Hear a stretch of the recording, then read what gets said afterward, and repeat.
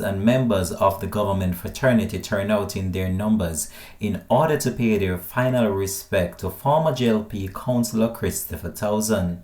He was laid to rest yesterday. Hi again and welcome. This is Links 007 TV News Report, and we'll be right back with the full details to come. Welcome to Links 007 TV News Report, providing you with the best in local and international news updates. This is a place where you can get the most reliable and informative news information. Links 007 TV News Report. Welcome back and thanks for joining us. This is the Links 007 TV News Report. It was an emotional moment for the family and friends who gathered for the Thanksgiving service for Jamaica Labour Party JLP councillor Christopher Townsend at the Beulah Pentecostal Temple on Olympic Way in Kingston. Townsend died suddenly on November 13 from what is believed to be natural causes. He was the councillor for the Olympic Gardens division. The governing JLP party expressed deep sadness and regret following the news of the councillor's passing last month. This was also evident in his funeral service. Many people who paid tribute to the councillor at his funeral service took the time to remember the type of person he was and how he interacted with people on a day-to-day basis. Those in attendance included the Prime Minister of Jamaica, the Most Right Honourable Mr. Andrew Holness. Links 007 TV was on hand and captured some of these moments of his funeral service.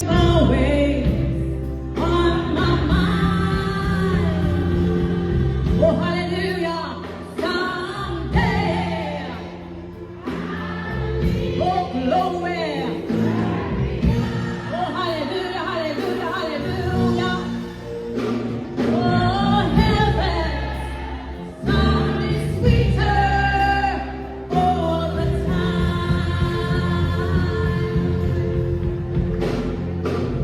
heaven, something sweeter.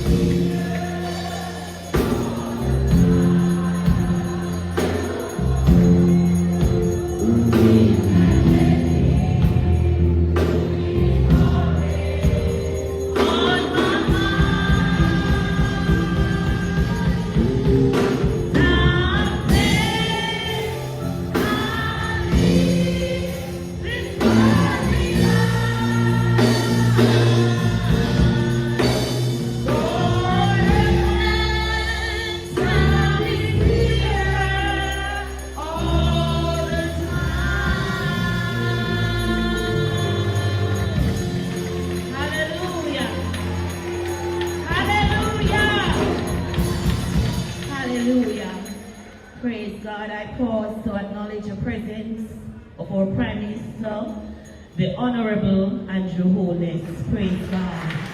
Hallelujah. Praise God. Hallelujah. Hallelujah. Hallelujah. Hallelujah. We welcome you, sir. We welcome you to our church. We welcome you. Praise God. I remember the first time he was running in this area. Praise God. He came to this very church. But I don't think he remembered Pastor, because the church is so different. Right. Praise God.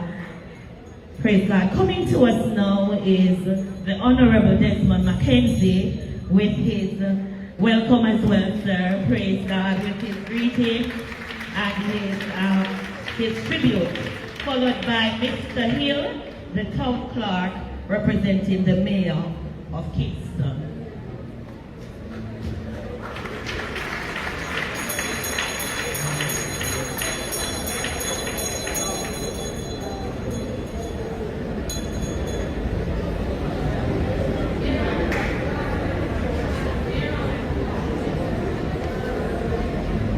Hallelujah.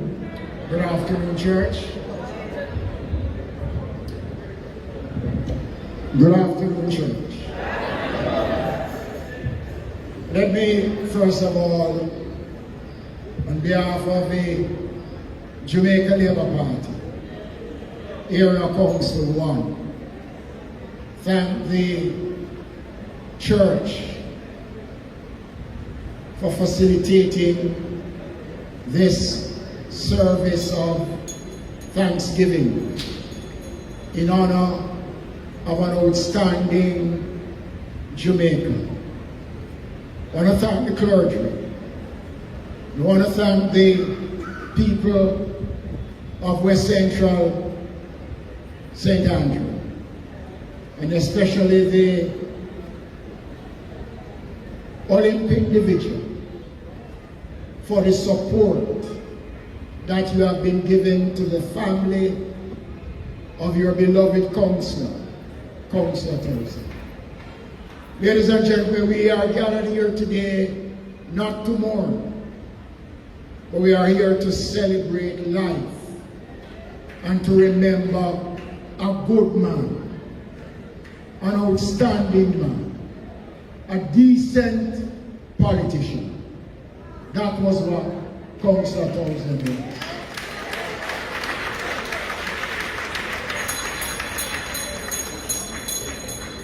I can't recall ever hearing Councillor Townsend say, "What's wrong with you, man?"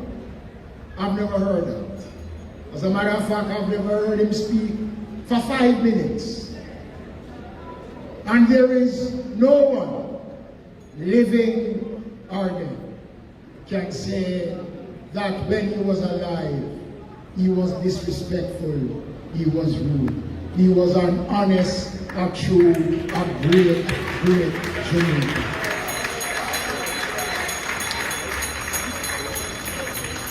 And we in the Jamaica Labour Party is proud of him,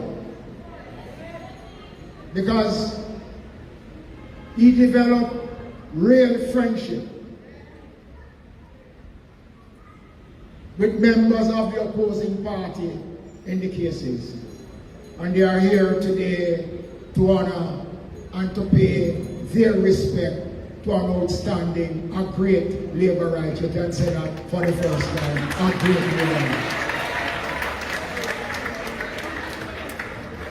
And so as we bid him fond farewell, let us remember the good times, his contribution, those who have benefited from him. And I want to say to the Most Honorable Prime Minister and to the people of West Central, here in Council 1, we'll be here for you. I want to say to my fallen brother, let Labour proudly walk abroad and take its place with kings. For who art Labour more than God, the maker of all things. Walk with my friend, and God bless you.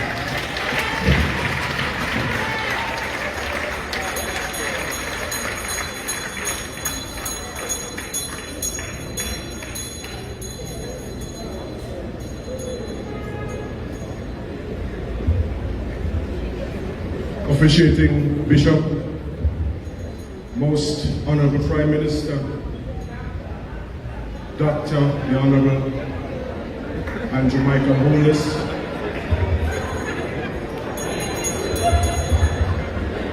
I'm very careful, Prime Minister. Honorable Minister Desmond McKenzie, councillors of the Kingston and St. Andrew Municipal Corporation, management and staff of the Kingston and St. Andrew Municipal Corporation, in particular, family, friends, colleagues of Councillor Christopher Townsend. This is a tribute on behalf of his worship Mayor, Councillor Andrew Swady, Mayor of Kingston, and by extension, the councillors, management and staff of the Kingston and St. Andrew Municipal Corporation. Councillor Christopher Townsend has served the people of Kingston and St. Andrew, more particularly his division of Olympic Gardens, with unmatched dedication and excellence. He did all within his power and broad abilities to aid and assist in the development of the residents of Olympic Gardens, but also successfully agitated for the improvements in local infrastructure, recreational spaces, schools, churches, and other facilities. Known to most of us as simply Townsend, he was a man easy of address, quiet in manner, respectful to all, and oftentimes spoke just above a whisper. Amen? Councillor Townsend has been easily characterized as a quiet genius who gave sound advice, especially to young persons, on how to start and maintain a business and how to remain humble through advancement in their own education and managing a business, which are the roots and hallmarks of financial and personal independence and identity as a Jamaican. A humanist at heart, Councillor Townsend was widely known for his philanthropy and incalculable kindness to all he could assist, even strangers.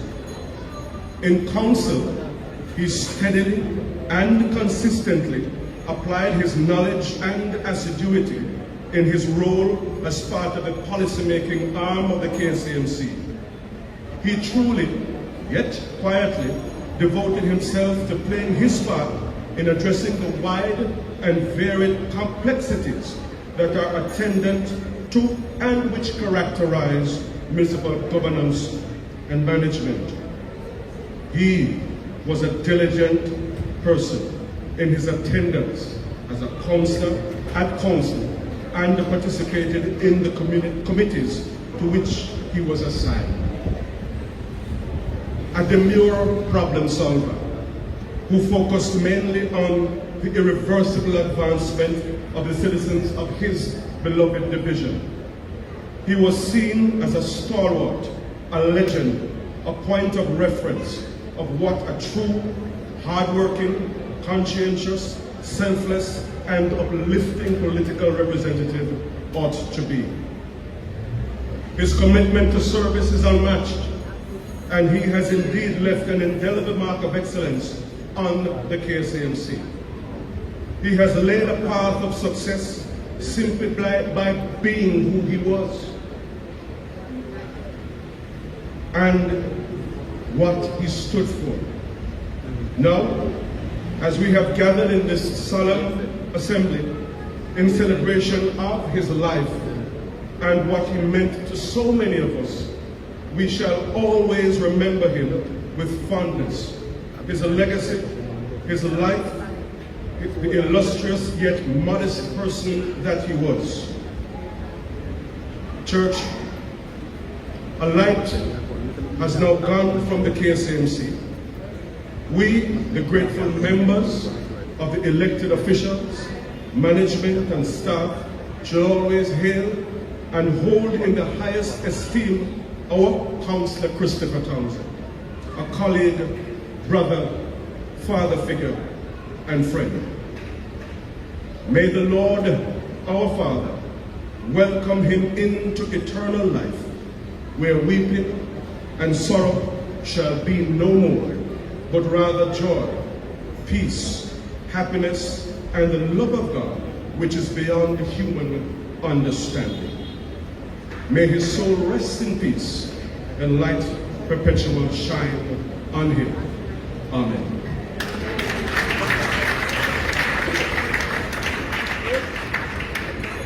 Praise God. We want to say thanks to those that set of persons, praise God, who said their tribute, remembrance. We thank you. So don't be grieving because I'm leaving, and don't you cry when I say goodbye. There'll be no weeping when I'm going to a mansion way up in the sky. So don't be grieving because I'm leaving, and don't you cry when I say goodbye. There'll be no weeping where I'm going to a mansion way up in the sky. So don't be grieving because I'm leaving, and don't you cry when I say goodbye. There'll be no weeping where I'm going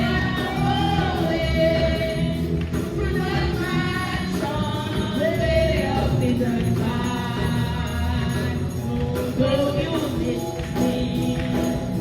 Don't stop searching, and if you don't find me, then you know that I'm gone.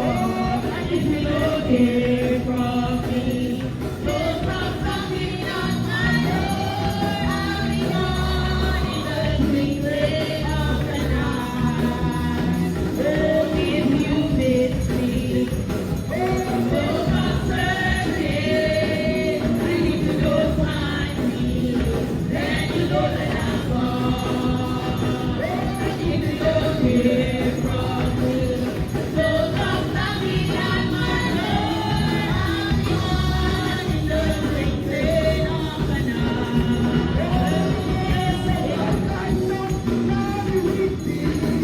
To share my heavy load, I'm feeling present daily, every day. Oh, come along and take me along like we do. Say I've got somebody with me. Oh, I know my Lord and Savior to carry me through. Oh, He used to hold my hand and say that hallelujah. He made the lame to walk again, and He made the blind to see. I know He's able, yes, He's able. I know He's able. I know my Lord is able to carry me through. Yes, He's able. Oh, He's able. He's able. I know He's able. I know my Lord is able to carry me through. Lord, He healed the broken-hearted, and He set the captive free.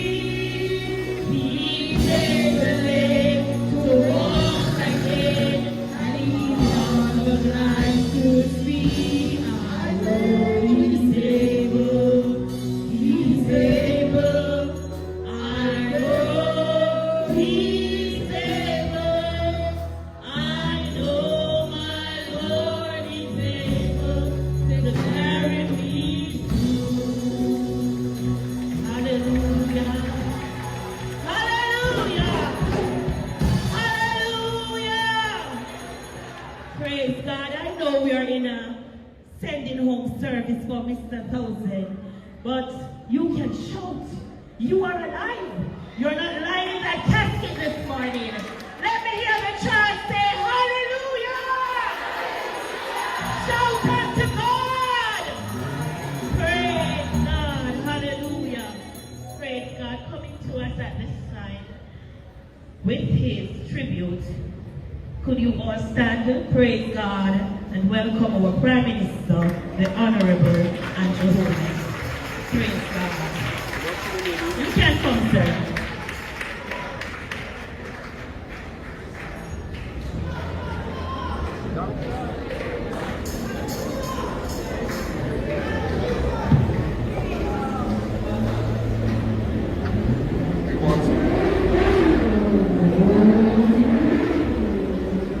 Good afternoon, church. Praise the Lord. That sounds good. That sounds good. Please, be seated, everyone. Let me, first of all, say how good it feels to be in the sanctuary, in the house of the Lord, especially when it looks so good.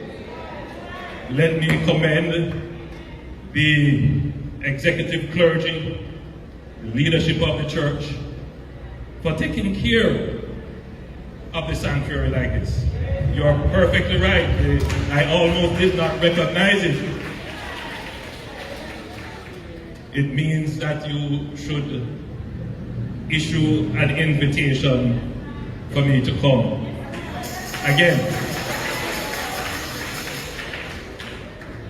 Let me acknowledge the Minister of Local Government, the Chief Executive Officer of the KCAMC, and all the councillors who are here from the KCAMC, the family of my good friend, Christopher Townsend, and my extended family of West Central St. Andrew, who are here in the church.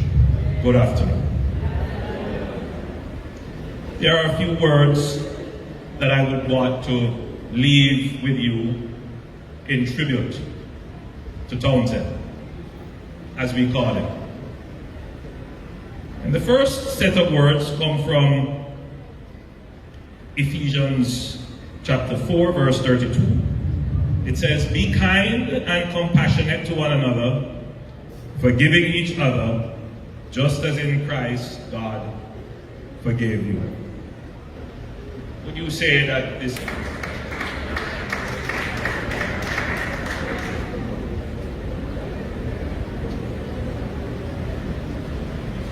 He has shown you, O mortal, what is good. And what does the Lord require of you? To act justly, and to love mercy, and to walk humbly with your God.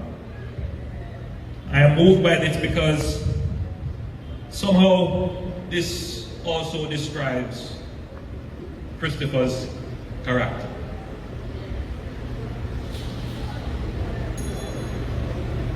But the one Bible verse that I think is most appropriate in describing Councillor Townsend is Matthew 20, 26 to 28.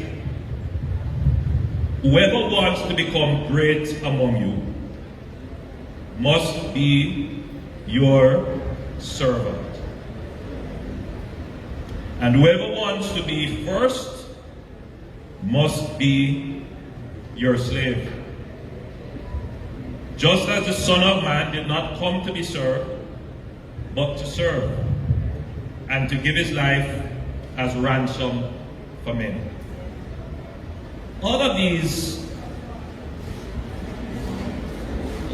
verses describe a characteristic of Councillor Townsend. The first is humility. Christopher Townsend was a humble person. I have never heard him shout. I've never heard him raise his voice above a normal pitch. I've never heard him say an angry word to anyone.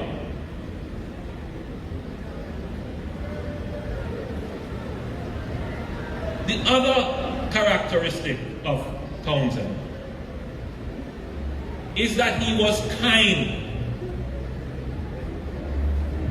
The people of Tower Hill to this, and I will share with you a story regarding how Christopher Townsend came to be the councillor. When it was time for the councillor who held the position before to retire Mrs. Brown. Some of you may remember Mrs. Brown, who served well, contributed significantly. We were trying to find a councillor to replace her. And we looked around and we looked around. We consulted. And the name Christopher Townsend kept coming up.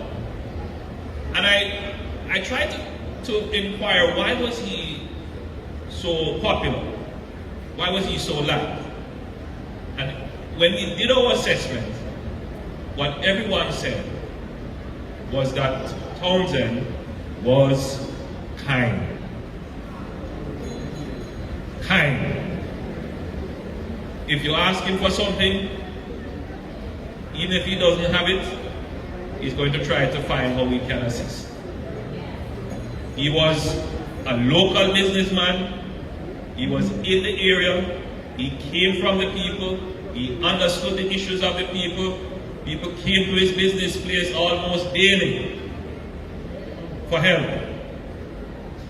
And Townsend was kind. It tells you two very important characteristics for leadership in any country: humility and kindness. The other characteristic, which we could take from the 3 verses that I've read, is that he was respectful.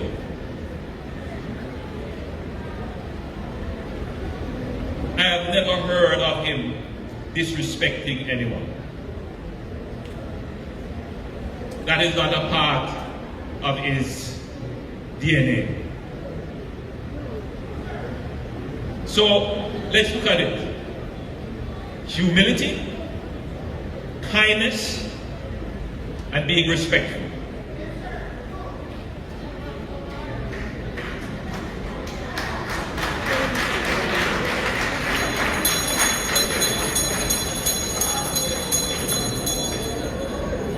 So when I interviewed him to become councillor, and I started to inquire of his background, he told me that his trade, his profession, was that of a carpenter.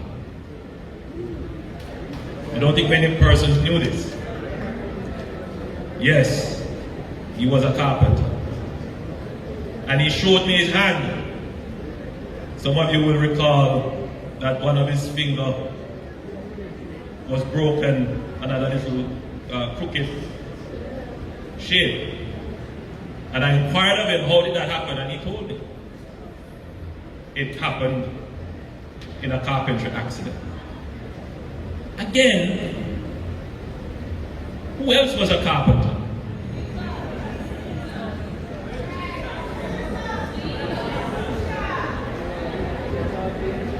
A noble profession that was your councillor, Christopher Townsend. And I saw him in action a few times when we were doing projects on Labor Day in the constituency. He was quite handy with the saw and the hammer, repairing houses. But Christopher Townsend was also a businessman. And you have to give him great respect for an inner city youth who came through the struggles like many others, who elevated himself, lifted himself by his hard work,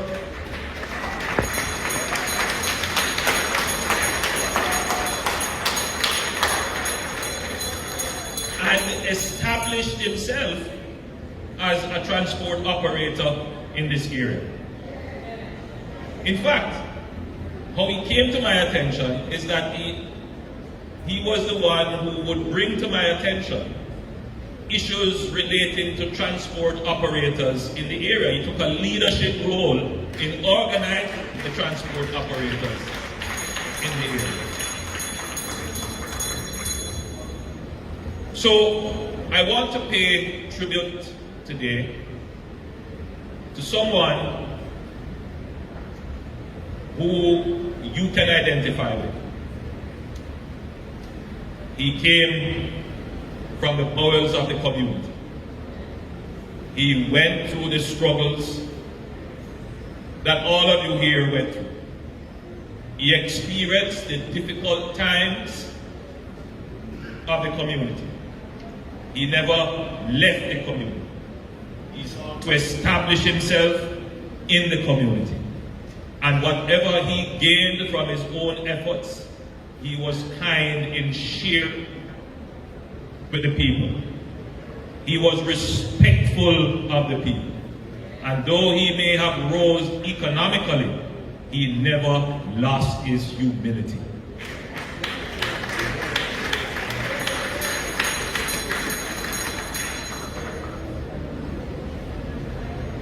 He was not one eager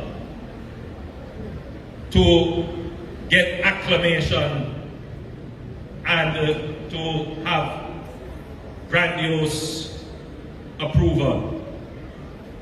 The people recommended him for leadership. He didn't go after leadership for his own benefit. And he served the people. At his passing, though untimely, and yes, on the passing of anyone, we must mourn. But our mourning is not the mourning of a life lived and lost. It's not the mourning of a life lived without achievement. It is the mourning in celebration of a life of achievement and attainment and service. Christopher Townsend, though not here, his memory is one that will live on, because all of you here will want to remember him. His life and reputation is not one that you would want to forget. And it is in that he has an eternal presence. To his children and his wife, I offer my condolences. But I also give praises to your husband and your father. A good man, a humble man, a kind man, a man that the community will always remember. May his soul rest in peace and light perpetual shine on him.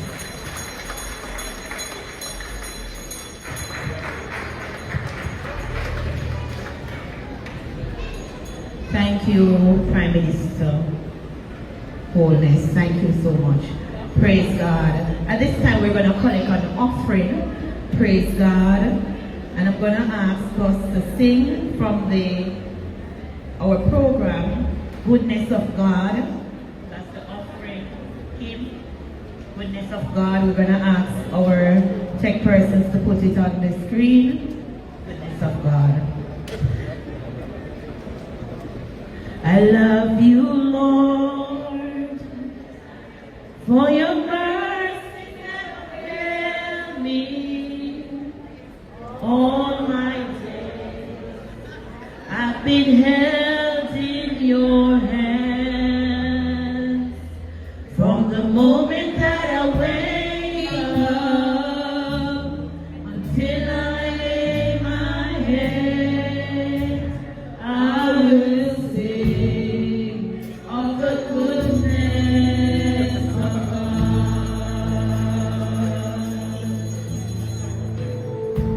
I love you, Lord, for your mercy never fails me.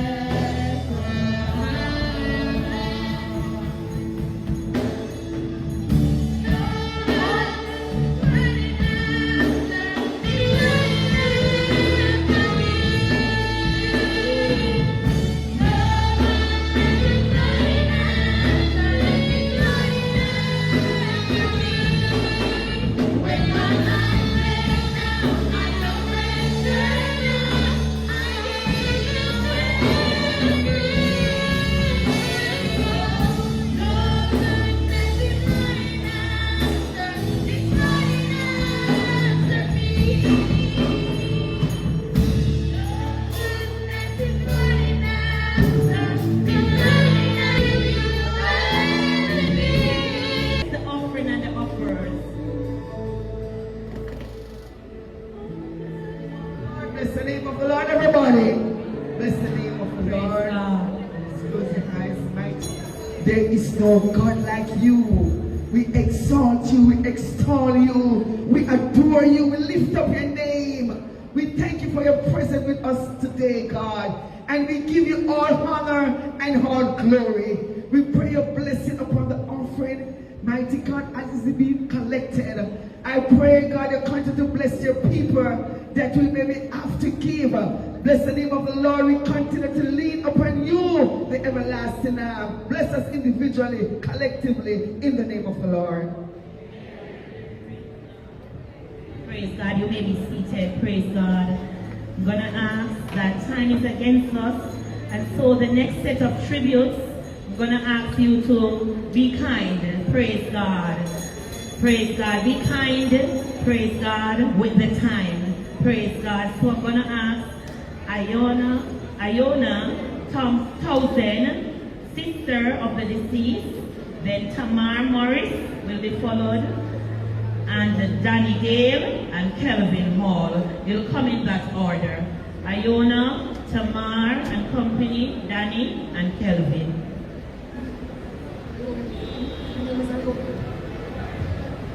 Hello, can you hear me? My name is Iona Townsend. I'm giving up movie. I'm the second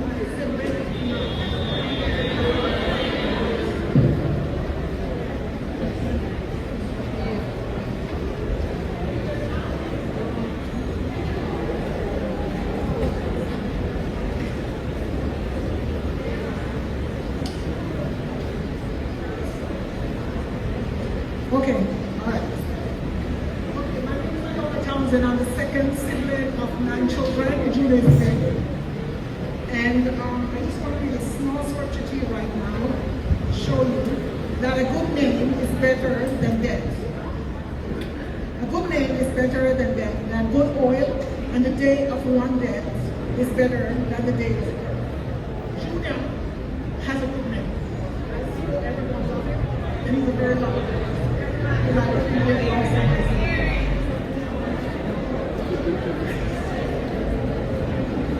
Junior is a lovable person.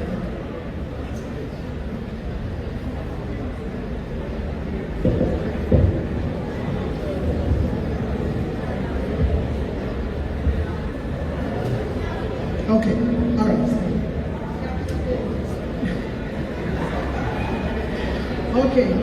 So I want to thank everyone for being here today and for loving my brother. He's a very lovable person. You could never not love him because he doesn't argue or fight with anyone.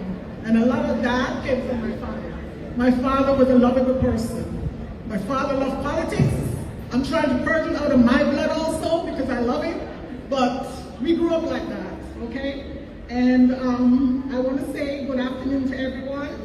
And we gather here today with hearts that are heavy. yet filled with love and gratitude for the life of Christopher Townsend, also known as Junior, who not just a sibling, but is a light, a joy, and constant presence in many lives. It is never easy to lose someone as an older sibling. The loss feels profound in ways words can't explain. But in our grief, we will also celebrate the life of Christopher Townsend lived, the memory he left us, and the faith that gives us hope in these times. One of the things that gives me peace and hope in the promise of eternal life, Jesus said in John 14:1-3, "Do not let your heart be troubled.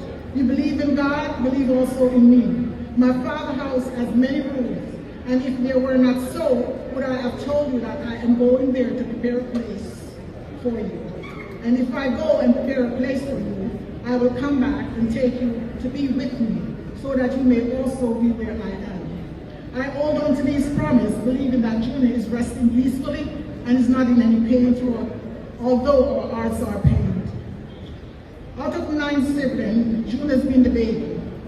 There's a lot of memories I could talk about right now, but we really don't have the time, and I just hold on to them. But I can tell you that whenever I come up to Jamaica, and he picks me up from the airport, and he takes me around, drive me around, because nobody else ever drive me around. And we spend a lot of time together. We have a lot of things that we talk about, rapped about, and things that we hold dear to each other. In moments like these, we'll turn to God and his words for comfort in the guidance of Psalms 34:18.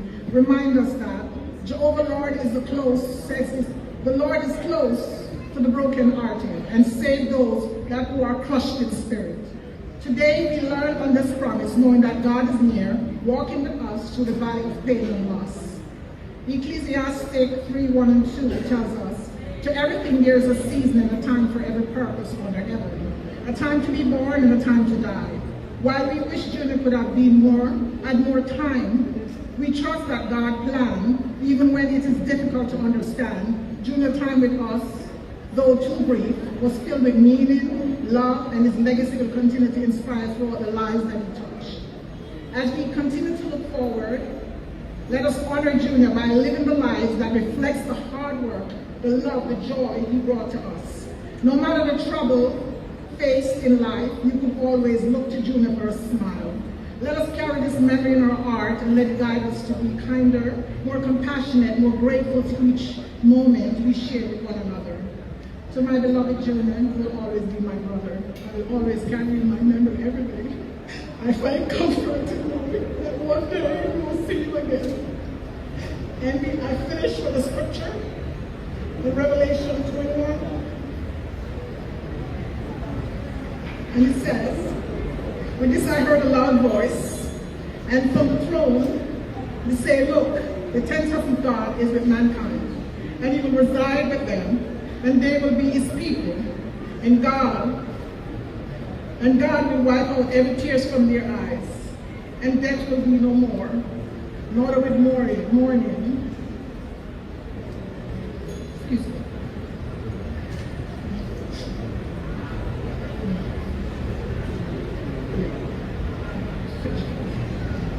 Neither with mourning and former things that have passed away.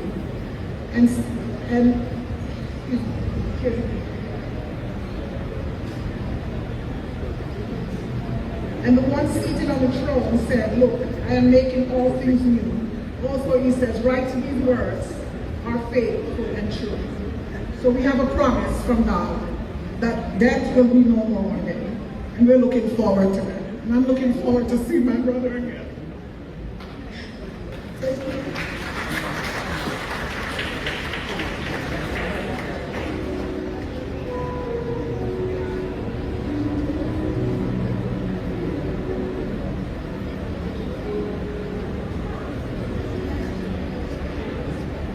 Good afternoon, distinguished guests, Dr.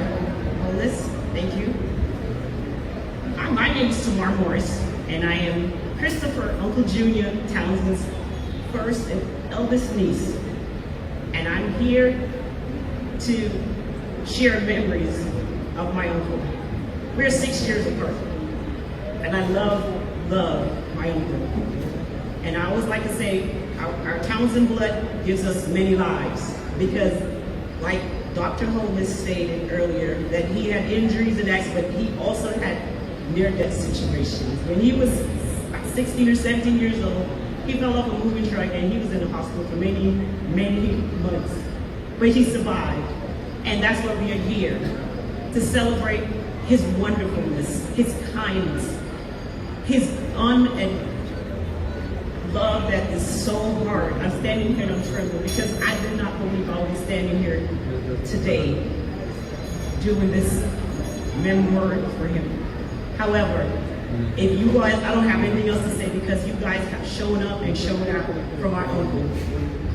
And I am so grateful and thankful for all of you guys because, my God, he's really loved. He's a legend in his own rights. Thank you so much for showing up. To his children that I just met most of them today, your dad was a great man. He's a wonderful man. And we're going to truly miss him. My heart goes out to you. And to all the others that's met my uncle, and he's done and given so much of himself to you guys, I am truly, truly grateful and thankful for this.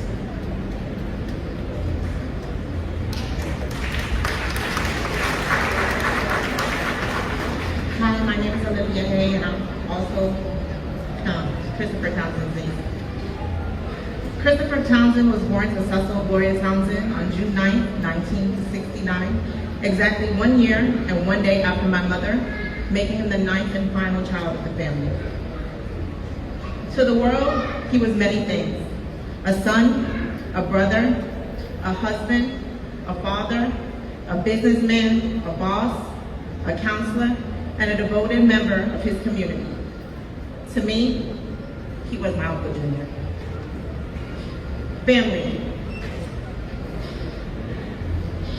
Family shapes us in countless ways, good, bad, and everything in between.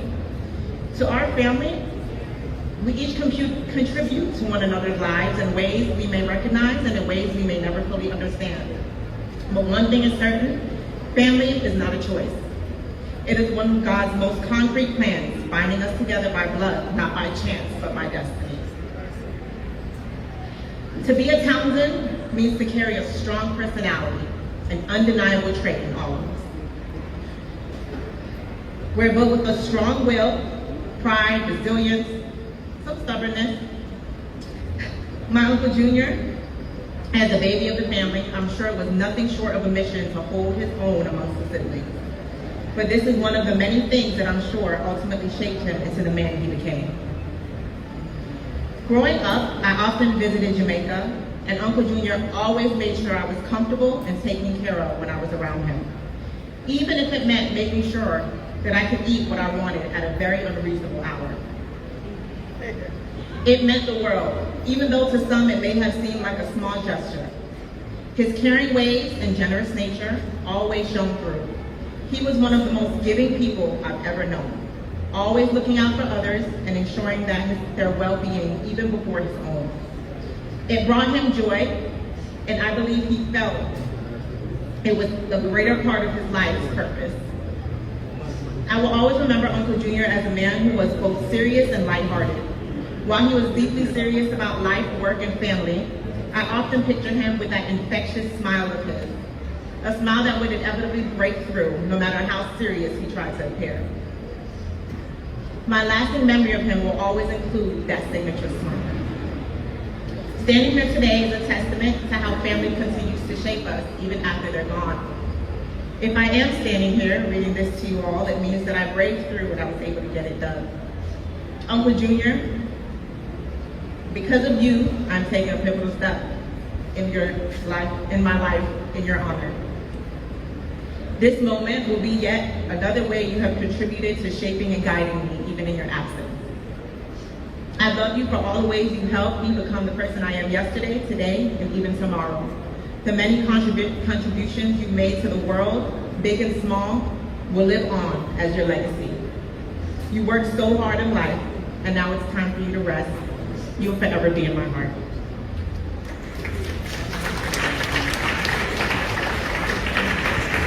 Good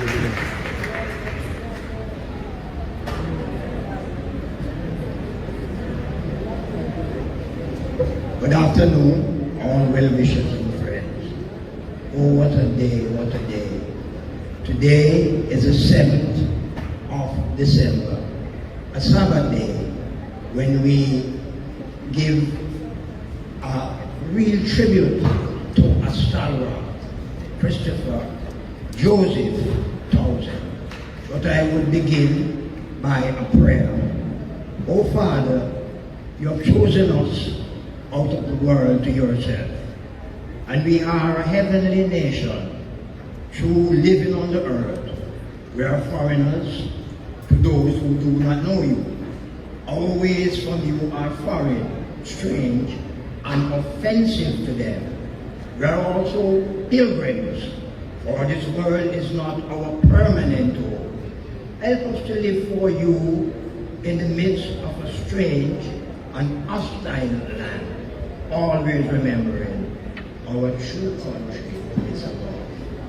Brothers and sisters, I acknowledge all the guests, family wishes and family and friends, and most of all to the Mayor and Dr. the Honorable Prime Minister and the Presidency. Now, a lot has been said that Christopher Townsend did not speak to anyone. But I will tell them, for me, that's a lie. Because Christopher Townsend and Danigale had dialogue for hours and hours and hours. We spoke excessively on many things. And he was very meticulous. And I enjoyed his life because he made me into an unsung hero. He understood that I epitomize the political of the constituency.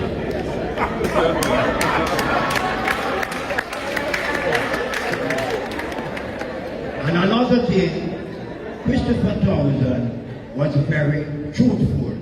He spoke the truth at all times. And he's going to be missed exponentially.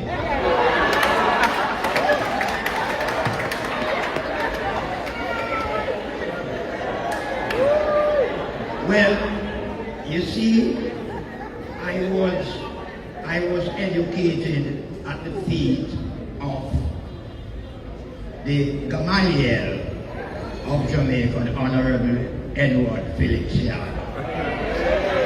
And he said to me, Daddy, when I die, your oratory and your diction must lift up the Jamaica neighborhood.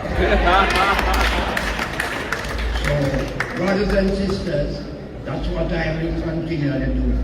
And we are going into tedious times. And I hear a lot of people saying a lot of things about the Prime Minister. But we will be sitting down to deal with this so that a third term will be possible.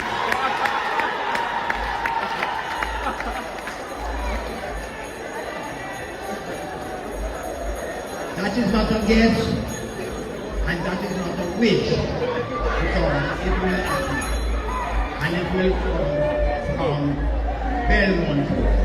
Brothers and sisters, I end by saying we here are going to miss Christopher Townsend exponentially.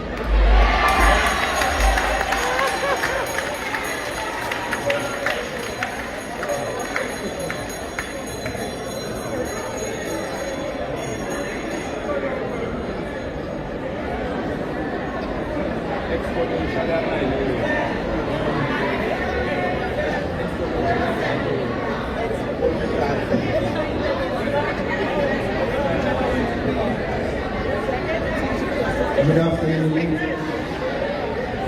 Firstly, to the family of councillor Townsend, friends, co-workers.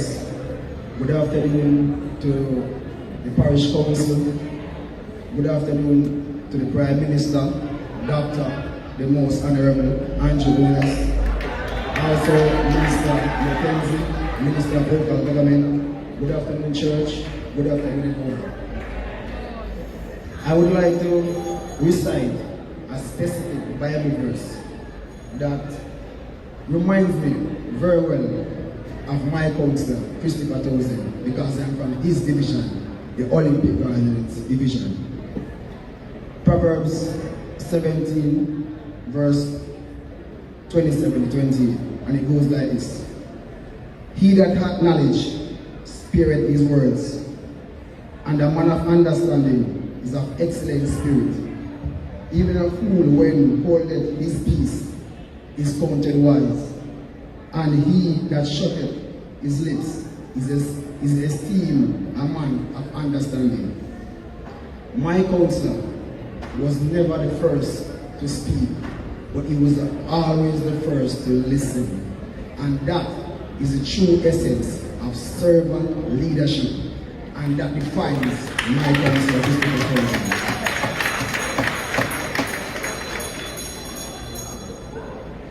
Many of us know that Councillor Townsend was not a man of many words, but he was indeed a very wise man and a man of action.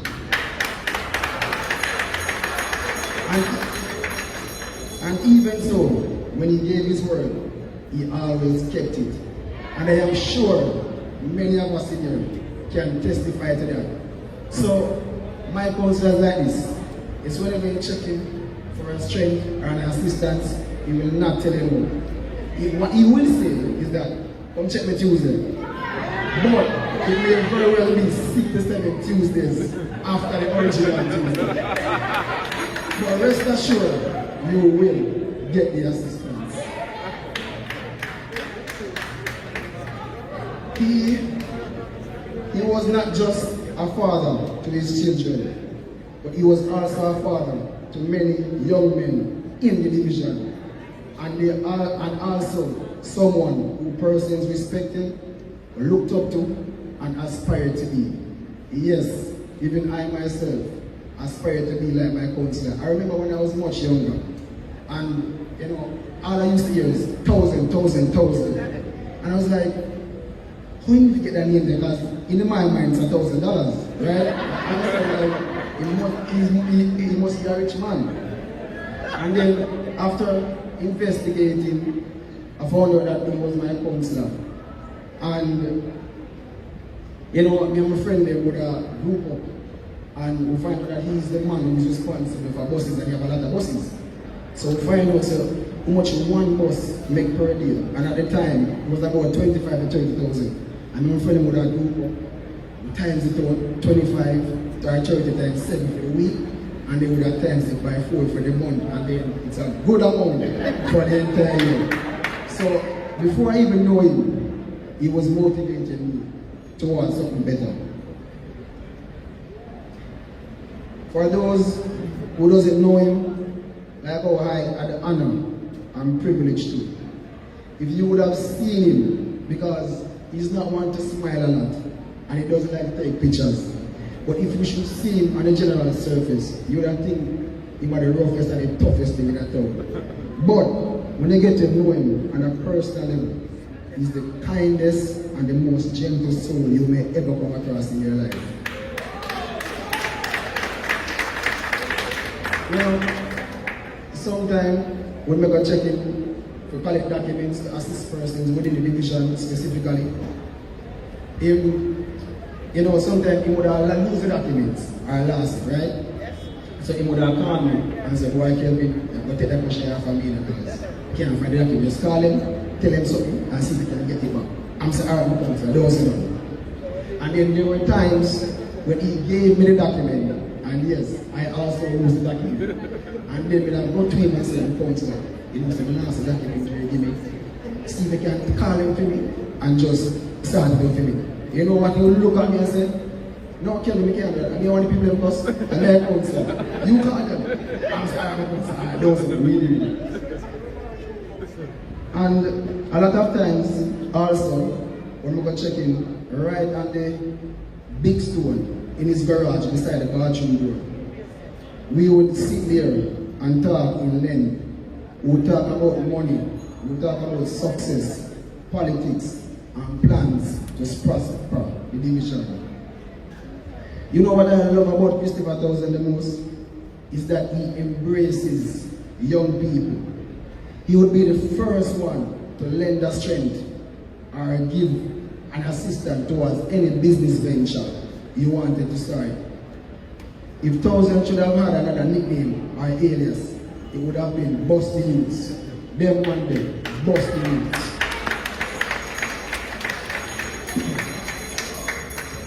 In the Bible, Proverbs 13 verse 22 says, a great man is one who leaves an inheritance for his children's children. My councillor did not just leave an inheritance, he left a legacy. His legacy lives on through his children, friends, colleagues, and of course, the great Olympic Gardens division.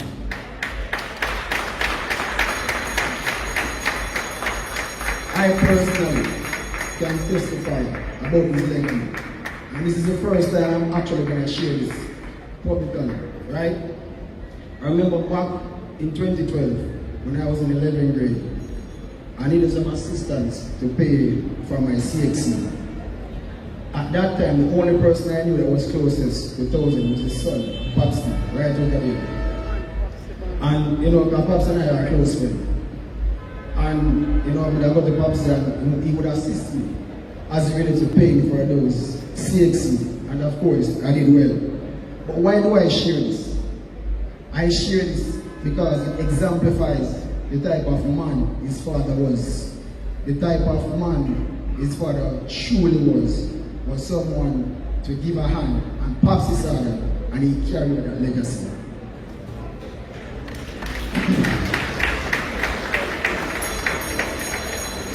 From my observation, I would say Townsend lived a good and fulfilling life because he did things that he loved. One, he loved his bosses, he loved his politics, and he loved his people, and above all, he loved his family. What can you say? But that Councillor Townsend was a man from the people, and he was for the people. In closing, I want to say this. My councillor's death was a very sudden and untimely one.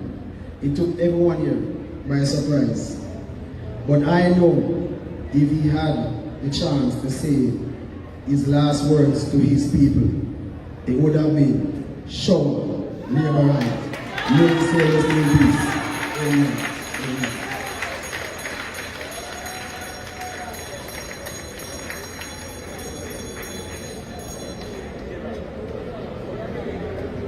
Praise the Lord. Praise the Lord. Praise God. Well done, young man. Well put together tribute to his councillor. I want to thank Mr. Danny also, who made my afternoon. Mr. Danny. Yes. With his words. Alright, I can't call those words, Mr. Danny. So I'm going to leave them to you. Alright, I want to thank his sister and his nieces for their tribute. Coming to us is the grandchildren, followed by Daniel Jackson. And I'm going to ask Lancelot Clare to get that video presentation ready. Tech team. So coming to us now will be the grandchildren, Daniel Jackson, followed by Lancelot Clare.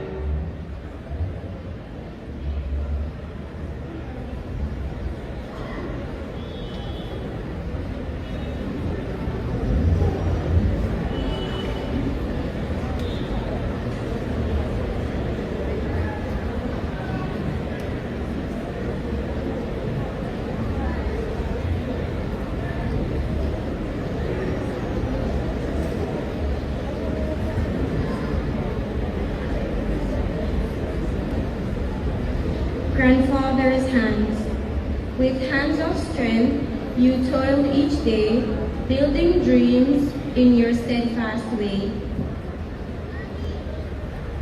Sweat on your brow, yet love in your heart.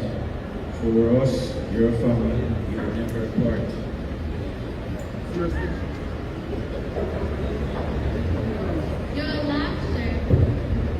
Your laughter rang, your swords inspired a bond so deep, we never tired.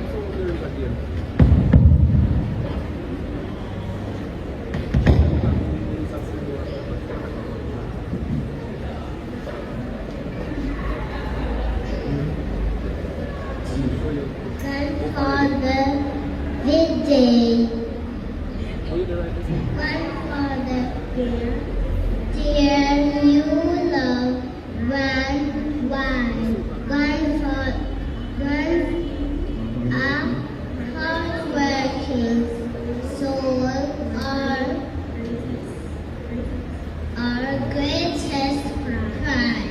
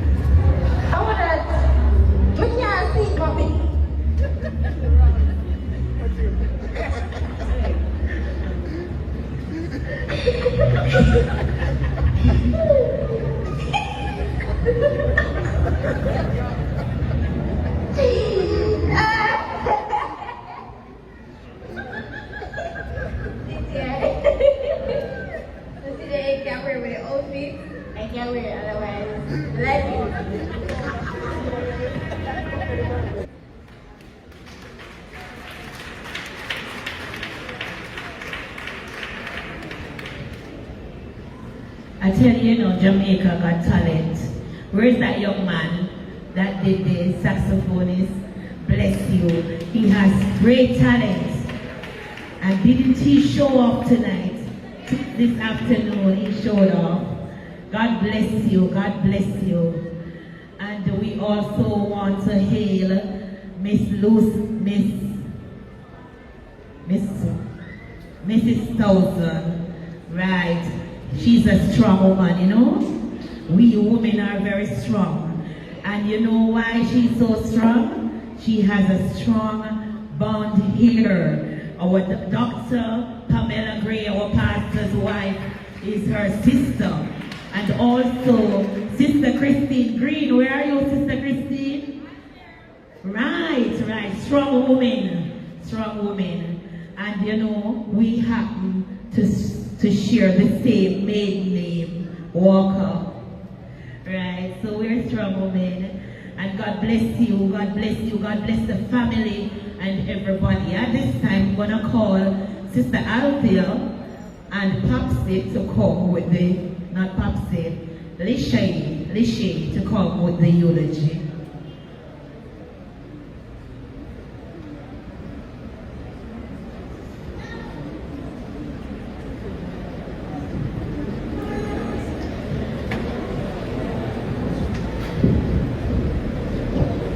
Good afternoon, everyone.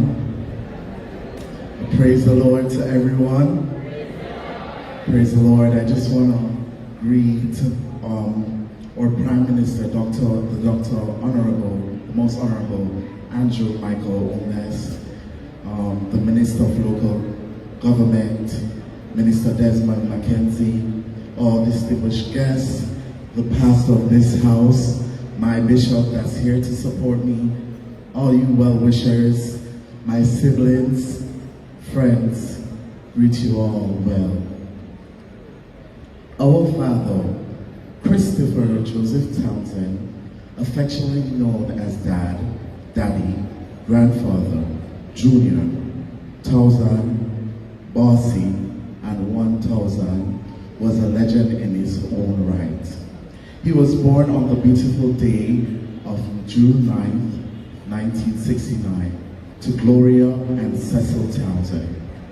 Christopher passed away unexpectedly on November 13th, 2024, leaving behind a legacy of love and treasured memories. He's survived by his wife, Lolita Townsend, children, grandchildren, his one brother, Neville Townsend, his sisters, Iona, Lorna, Jacqueline, Monica, Miriam, and Geraldine, nephews, extended family, friends, and well-wishers.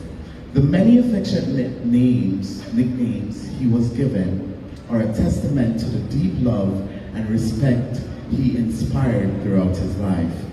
Christopher Townsend began his educational journey at Penwood Basic School before transitioning to St. Patrick's Primary School and later to Pembroke Hall High School. After completing high school, he joined his mother in the family woodwork business, where he honed his skills in crafting furniture and other wooden items that enhance homes and schools in the community. It was during this time in the woodwork business that Christopher's life changed forever when he met the young, slim, and petite educator, Lolita Walker. Captivated by her charming grace, Christopher soon asked for her hand in marriage, and she became Mrs. Lolita Townsend. Lolita continued her impactful career in education, inspiring countless students along the way. Christopher was a man of ambition and resilience, with a sense of purpose driving him. He transitioned from woodwork to the transportation business. His entrepreneurial journey marked a turning point for the family, as Lolita left teaching to partner with him in the building their family business.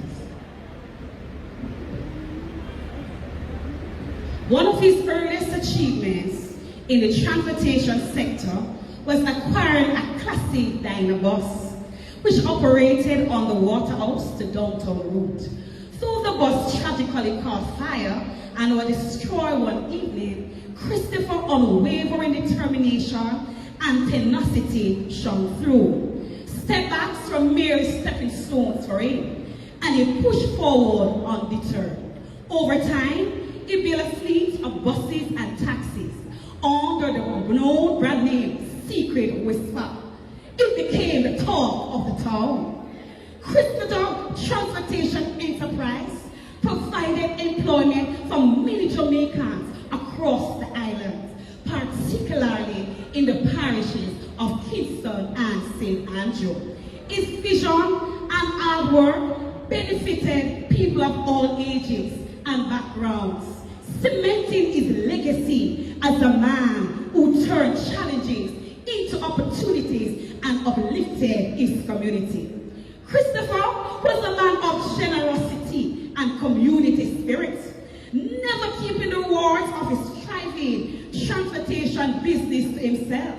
Instead, he extended a helping hand to many young men and others, empowering them to purchase their first buses and join the transportation industry, recognizing that many were unable to secure loans independently. Christopher often facilitated opportunities for them to gain finances from the banks. NCB, Scotia, Lord of mercy, that was my dad.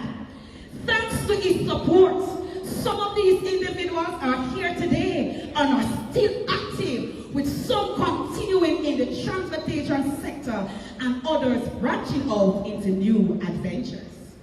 A touching example of his impact occurred on Thursday, December 5th, 2024, while my mother and I were walking through the office of the Tranquility Funeral Parlor to finalize some arrangements.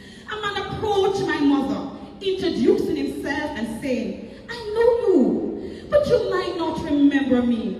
As he shared his story, he recalled how Mr. Townsend had made it possible for him to own his very first bus, fondly nicknamed the SpongeBob bus.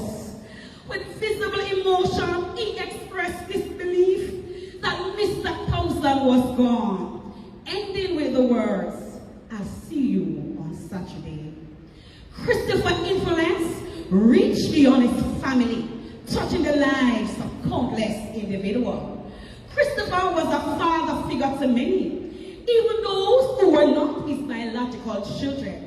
This was evident when young men who had left school without the means to continue their education were welcomed by him. He allowed them to come to his garage and learn a skill, such as vehicle repair and mechanics.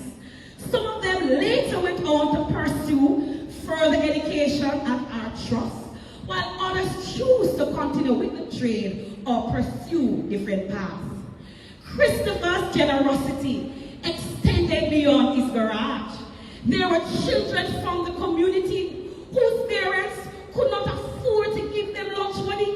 Without hesitation, Daddy, he would give them lunch money, expecting nothing in return.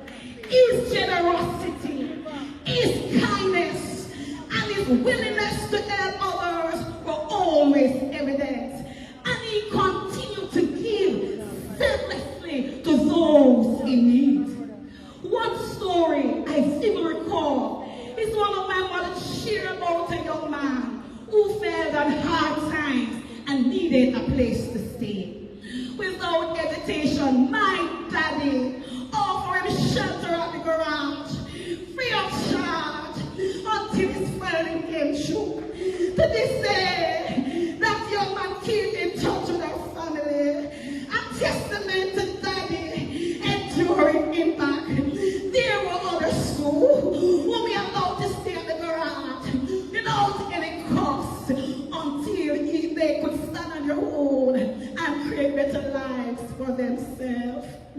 Even up until his passing, Daddy remained a source of help and hope for anyone in need. His generosity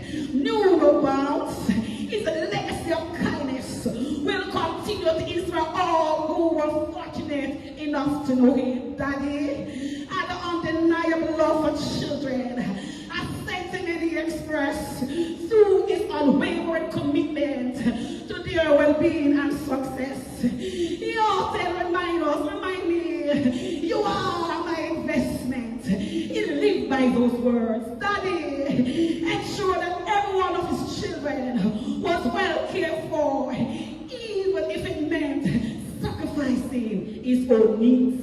Education was the cornerstone of Daddy's philosophy, and I'm standing as a testament of that. Just completed my master's, my daddy was there with me. Firmly believe in his power and ensure that all his children attended the best school. Report cards were a moment of pride. As long as there was A, Daddy believed you were learning. That face would light up with a smile, followed by laughter and praises. Graduation ceremonies were sacred to him. No matter where they took place, in Jamaica or abroad, Daddy will show up. And when high school ended, he encouraged us to pursue higher education, whether at college, university, or any path that continued our growth. To Daddy, nothing less was accepted unless we choose a different trajectory. His love, dedication, and belief in his children were the foundation of legacy he leaves behind. A legacy of unwavering support, encouragement, and relentless belief in our potential. Daddy was not only a dedicated father, but also a man of great ambition.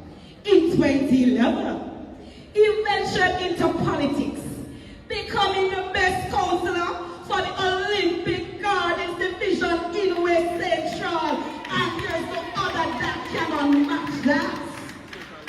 At the time, he was already a successful businessman, managing his fleet of buses, thriving in the transportation industry. Despite his achievement, he embraced his role in politics with humility and unwavering dedication.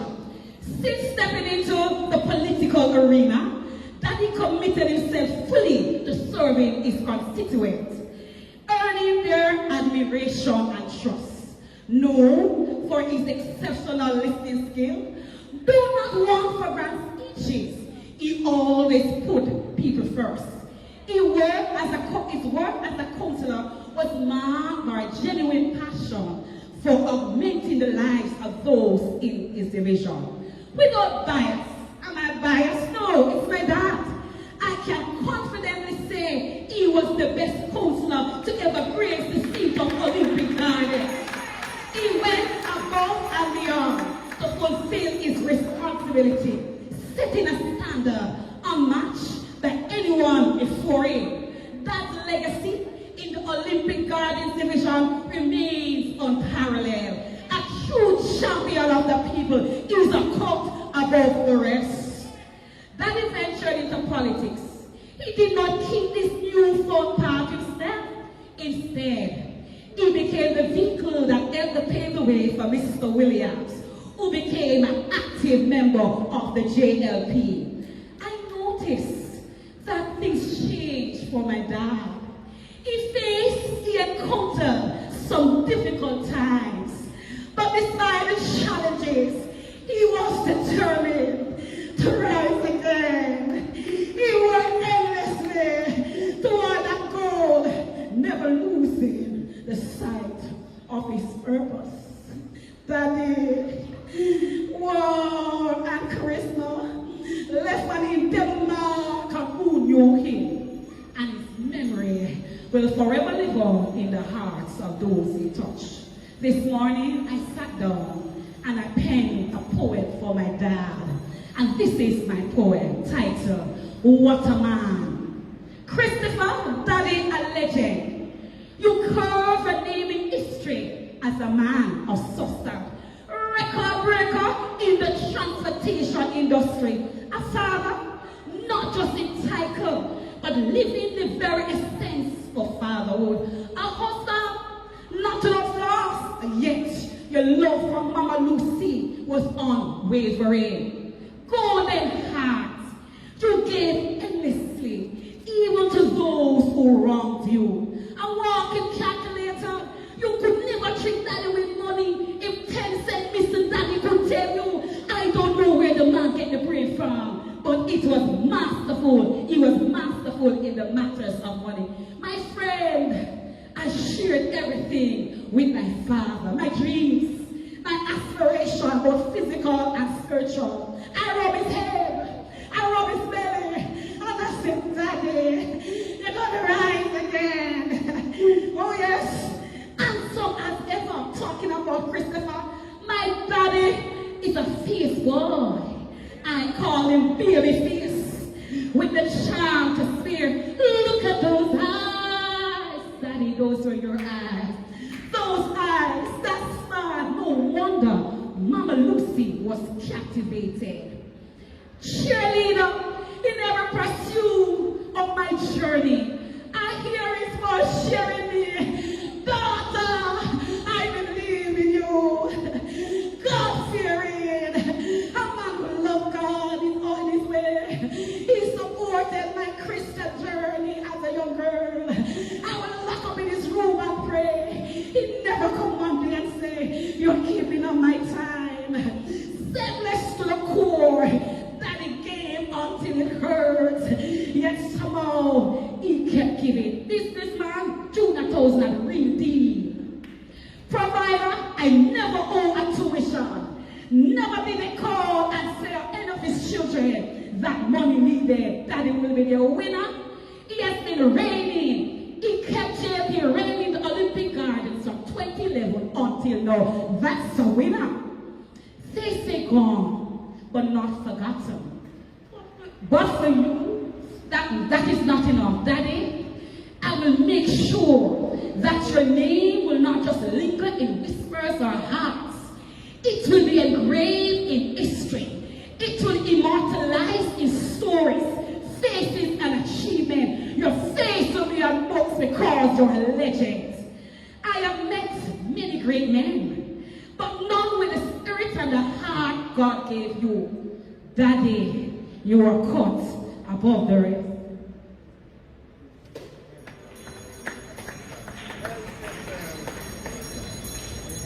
Daddy, Daddy, your legacy will live on.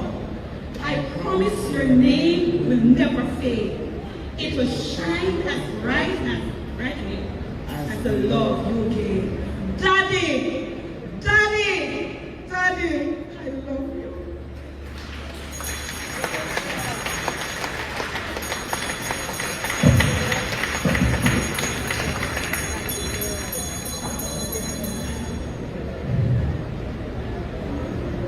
Thank you so much, Sister Althea and company, and LeSean.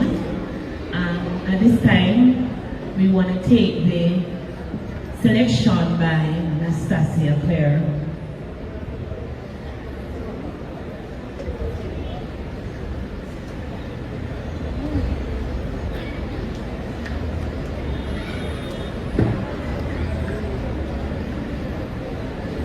Let us praise the Lord, everybody. Hallelujah, praise God. You know, I just want to quickly take the time out to greet the Holy Ghost who is the head of my life. Praise God to the pastor of this assembly. Praise God, Pastor Michael Gray and your wife. Praise God, God's blessing. Praise God to the most honorable, praise God, Andrew Holiness. I greet you to the minister of local government, all the clergy, saints, unsaved. I greet you in the mighty name and the saved, in the only name to be saved, in the name of Jesus. Hallelujah. Praise Jesus. Hallelujah. Why should you feel discouraged?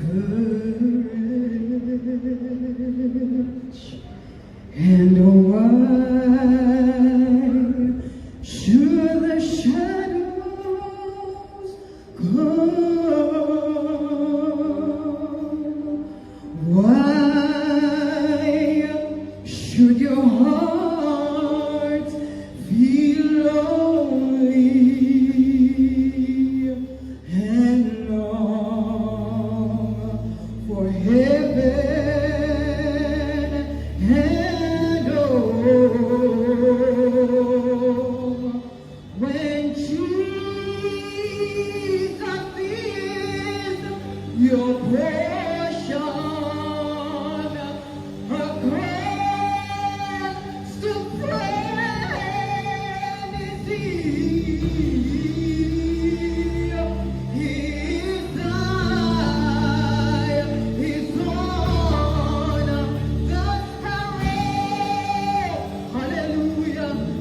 know, Christopher Townsend family, that God is watching over you. And so I sing because I'm happy, and I sing because I am free. I said His eyes, it is on the sparrow, and I know God is watching over you. I said His eyes, it is on the sparrow, and I know God is watching you. And so I sing because I am happy, and I sing because I am free. I said His eyes is on the sparrow, and I know, I said I know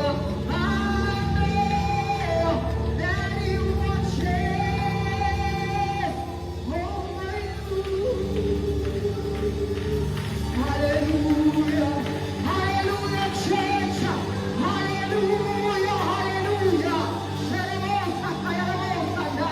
Hallelujah, we are celebrating the life of our dear Christopher Townsend, and He has left His family here, mighty God, a legacy, hallelujah, for them to continue, hallelujah, and to serve God, because at the end of the day, only what you do for Christ is gonna last. Hallelujah, Jesus. Hey, Jesus, hallelujah. No matter what comes this world, the light of my Savior will lead me safely through the night. And though my sheep may be rocking, and my faith may be cold, I shall rest in the arms of the Lord. Praise the Lord, everybody. Coming to us at this time is our pastor, my pastor, to leave a word with you today in Jesus' name. Pastor Gray at this time. Thank you, Evangelist Palmer. Amen and amen. God bless you. We should be well on our way, or be looking about coming back from the place of interment. But I think it's worth it. It's worth it, don't it? Minister of Love, it's worth it. This servant leader, we heard many pay tribute to it. Indeed, it's worth staying here. And God bless you. May be seated for a short while. Just some housekeeping matter. We will be going to Dovecot for the place of interment, and so I stand corrected. I think the route is 3 miles. You go down Olympic Way, then into the overpass, or under the overpass rather, and we head to Dovecot. We're going to ask again for your orderly behavior. Amen, everybody? Those on the outside, I'm sure there will be transportation provided for you. But let me just hasten to extend warm Christian greetings to our Prime Minister, amen, the Right Honorable Dr. and your wholeness. God bless you, sir. I think you have a Michael in that thing, but I was before you. I am Michael, so I was before you. Yes, God bless you. Very, very welcome. We welcome you here. And I note you mentioned that you did not remember the place. So it is saying to me that your visit or your membership need to go on Beulah's record. Amen. And I would have hoped that you would have been here, sir, for some other occasion. Junior's baptism, yes, because we baptize people over here. There is a pool over there where we baptize people in the name of the Lord for the remission of sin. And so we would have hoped that all of his associates and colleagues would have been here for such occasion. And when you see him, you could say like what the Ethiopian eunuch said to Philip, see, here is water. What doth hinder me from being baptized? Because guess what? It pays to serve Jesus. And then to our Minister of Local Government, Most Honorable Mr. Evan Bestman Mackenzie, God bless you, sir. Amen. And all the team, Mr. Hill, let me say to you, this building was refurbished, amen, by under the past mayor. Yes, that's Delroy Williams. Yes, we took our drawing down to your office and it was duly stamped and you gave us your approval. So, Mr. Minister, while you were saying that you would thank us, let me say to you that what we're doing here now is our reasonable service. Beulah is a church for the people of the community. And if we have to do it again, we'll do it again. Amen. So we are here to serve, amen, the people of God. But we thank God that all of you are here today. Amen. But I just want to say to you quickly, just a word. In fact, there was so much scripture that was quoted. Dr. Holness started out, and I think that we should have him to come one day to open his Bible. And Beulah, we could have him to open your Bible. In fact, I don't know what I feel like giving you my Bible. Amen, that you can preach, because guess what? Not intending to be obstructive, but this government, or this world rather, doesn't need change of government. What this world needs, J-E-S-U, Jesus. Yes, somebody said you can have the whole world, but give me Jesus in the morning, give me Jesus in the evening, and every moment of the day, just give me Jesus. For he's my reason for living, and he's my source of survival. And every moment of the day, just give me Jesus. Let the church shout Jesus. Amen. But as we are here this afternoon, let me just say to you that the Lord said to tell you from the writing of the Epistle of Hebrews 9, verse 27. I'm reading from an Amplified Version, Eastern Standard Version. It said here, and just as it is appointed for man to die once, and after that come the judgment. Yes. So each and every one of us, let me just greet those who are joining us by the way of the World Wide Web. And I learned a lesson, Beulah, that it's best for us to speak or preach before we have all these eulogy, because people get where we want to go. But guess what? We're not responsible for the way we came here. In fact, sad to say that some people just come to church on occasion like this.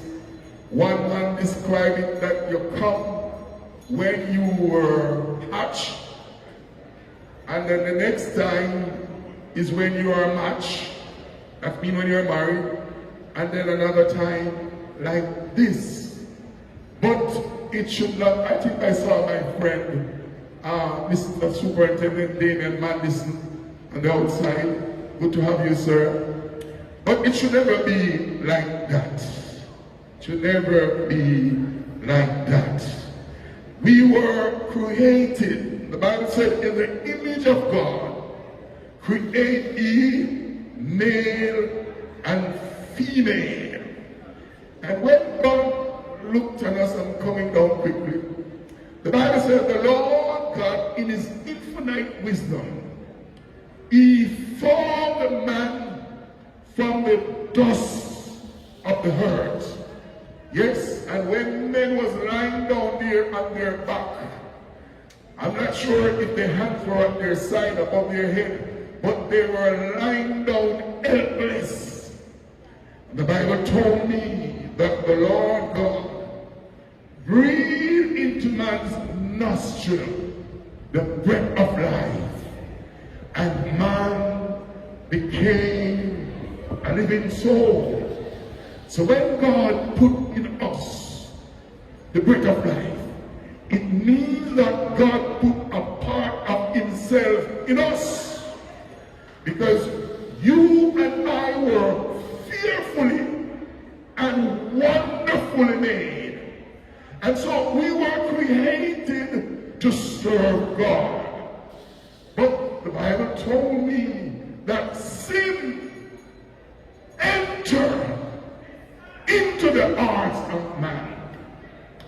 No wonder Romans looked at it and he said that for the wages of sin is death, but the gift of God is eternal life. St. John 3 verse 10, Jesus said to tell us that in the midst of this sin-cursed generation, he said that I am come that they might have life, and that they might have it more abundantly. Because you see, what God did for us in the beginning of our life, it was just temporary. It was just for us to cross over the hurdle, amen, to come to know him and the power of his resurrection. And so, as time goes on, man, because of disobedience, have lost their place. They have lost touch with God. They are falling out of grace with God. Amen. And I think that when God looked up on us, he started to find some way to bring us back unto himself. Yes, and God searched, amen, through time and eternity. Yes, and there was many sacrifice. There was many law keeping. And when we looked at it, nothing was found to redeem or to bring back man unto himself. Because the Bible in Psalms 51, he said, for behold, we were born in sin, and we were shapen in iniquity, and in sin did our mother conceive us. But thank God for grace. Thank God for grace. The book of Titus said that for the grace of God that bringeth forth salvation and appear unto all men, teaching us that we must deny ungodliness. So therefore, man, thou art inexcusable, for Jesus Christ the Lord opened up the way when he died to save us. The word of God said that for God so loved this world that he gave his own son, and whosoever believeth in him should not perish, but have everlasting life. And because of sin, the sentence of death was pronounced upon mankind. This death that you're looking at, that Jonah, I call him Jonah. By now, most of you might have known he married to two sisters. Yes? Jonah is gone into that casket. But guess what? It's temporary. It's temporary. Job chapter 14 asks a question that everybody needs to ask themselves. If a man die, shall he live again? Yes, you shall live again. And the time will be coming when the trumpet of God shall sound. When time shall be no more. When the morning breaks eternal. Wrath and fear. When the same of earth shall gather to their home beyond the sky. That is the death that we are talking about. That is the death that the gospel of the kingdom preached to you to prepare you for. But this gospel of the kingdom must be preached for a witness and to all nations. And then come. So the fact that you're here this afternoon, God had bring you here to hear this word, that this appointment that Jonah had met with, it's appointed unto red man, black man, yellow man, poor man, rich man, you name it, every man to die. But it ain't over. It ain't over. The Bible said that after death,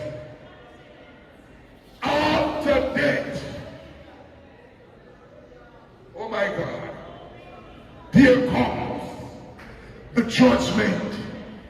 So it doesn't make sense. You live like wild beasts. Oh, help me, Holy Ghost. Oh Lord, beg your pardon. Because some people live like leather beasts. And when they die, some people want to put them in hell. Jesus said to Nicodemus, and he's saying it to this congregation this afternoon, he must be born again. Doesn't make sense we pretty it up and sugarcoat it up. God, no, we're not talking about a moral life. And I'm not going to get philosophical and deep with it. I am saying to this congregation, under the sound of my voice, that unless you are born again, you shall be likewise perish. Because this appointment, what it means is that your interfacing, your interacting with this life is over. And guess what? There is no pardon offered unto the dead. And there is no repentance in the grave.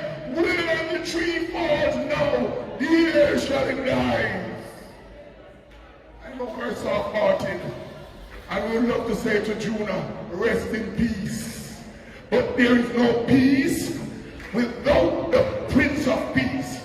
I read in the Bible, in the book of Colossians, Corinthians, where the word of God said, if any man be in Christ, he is a new creature. All things are passed away. So for you to live brand new, you must be born again. It's not to change your address from Waterhouse to Beverlyville. You must be born again. It's not to change from CU to Jackson. You must be born again.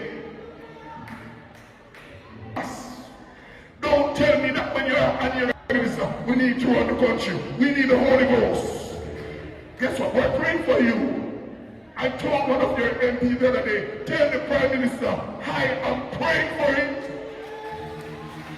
And it doesn't make sense. We apportion blame at the Prime Minister's feet.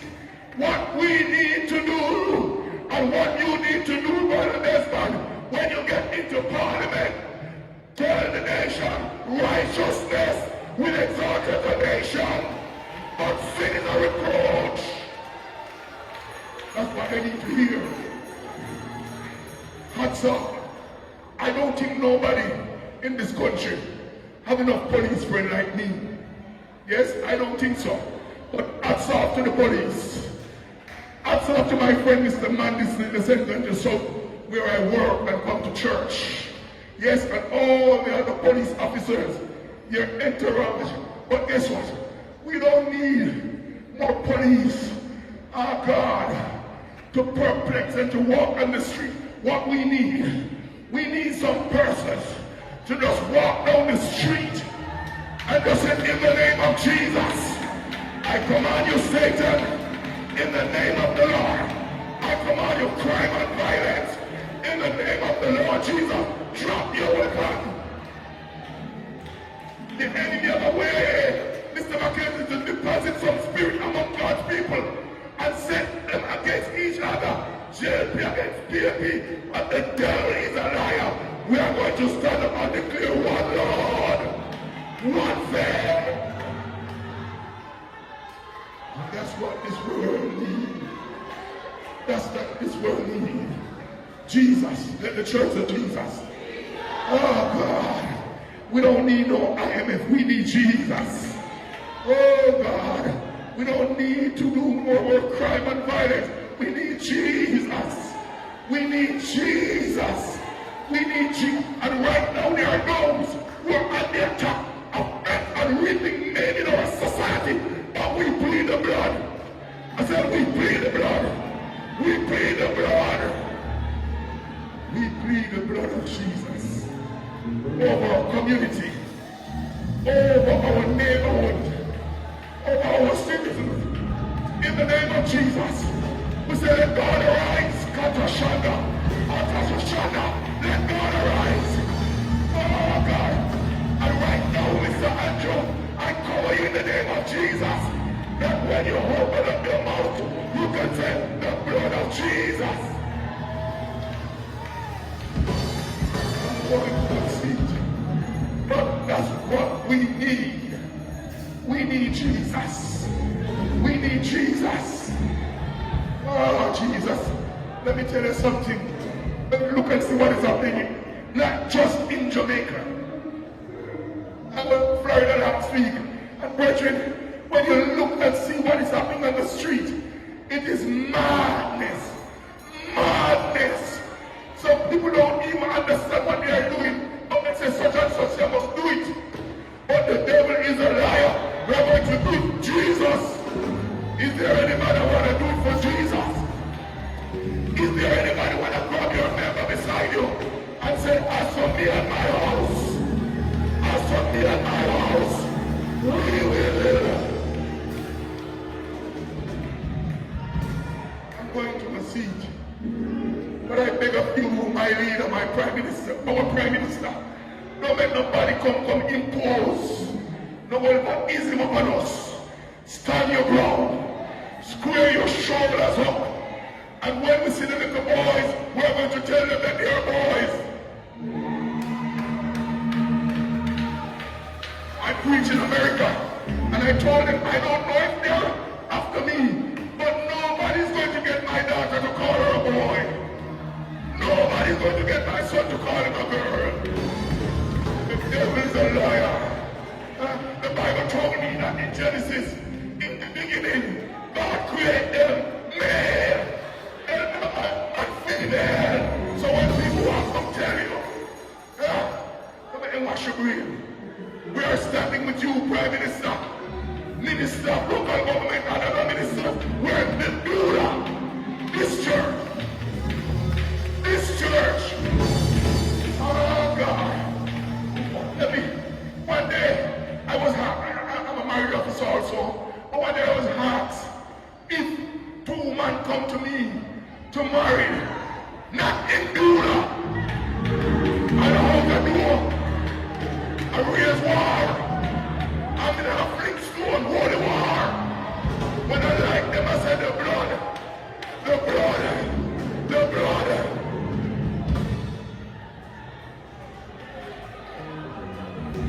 And that's what we need. We don't need to change our address. We need Jesus. That's what we need. So, after all that we're going through, we've got to remember that we've got an appointment with God. Yes, and anyhow we die, That's how we are going to raise. For the time will come when the dead which are in the grave shall hear his voice, and some shall come to everlasting condemnation, and some shall hear, well done,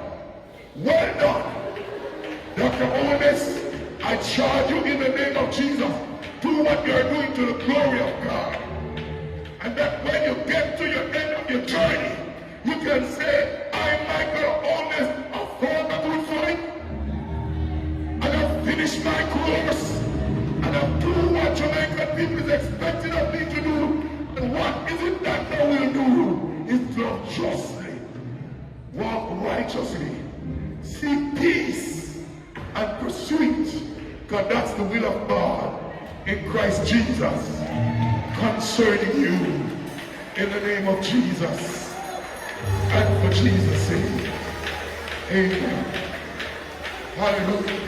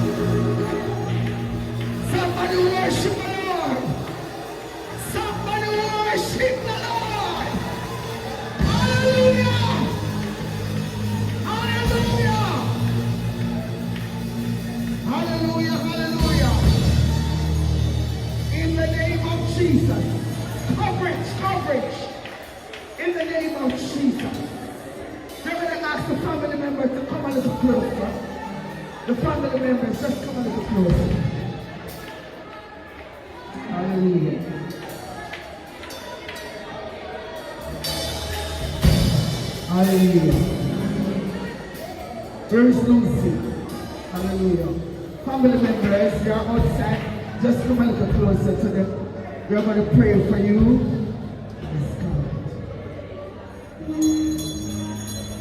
Just look at your program. That's the name of it. God will take care of you. Be not dismayed.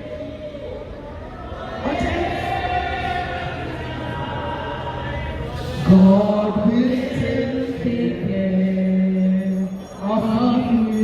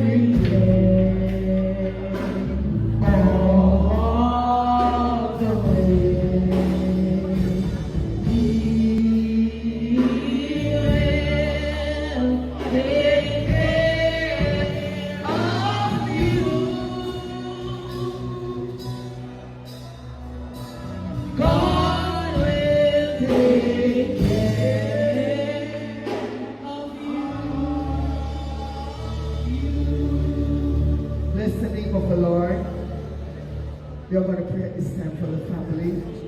Anybody else need prayer? Bless the name of the Lord. Brethren, we are going to pray at this time.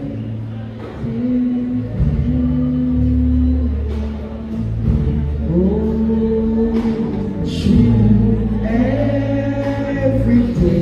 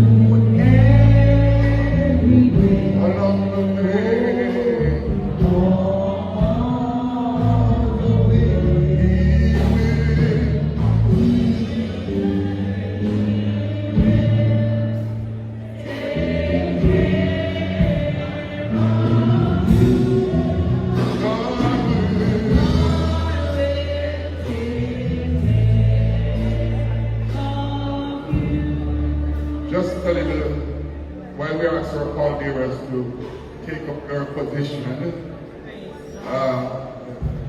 There's a request here. Yes, there is a request that we go through up Olympic Way at the first entrance Tower Avenue, come back out at the top Tower Avenue, up at Doctor's Corner. That's right, Dean, right? Yes, sir. And then I would ask if we have an escort, we go up to Olympic Way, and then we go down Penwood Road. In fact, Junior's place was on Penwood Road, so we pass by there, and then we come out on the Spanish Town Road in front of Caribbean Products. Amen? I'm going to ask that the Paul Dearest please take up your position. We're going to lead by the way of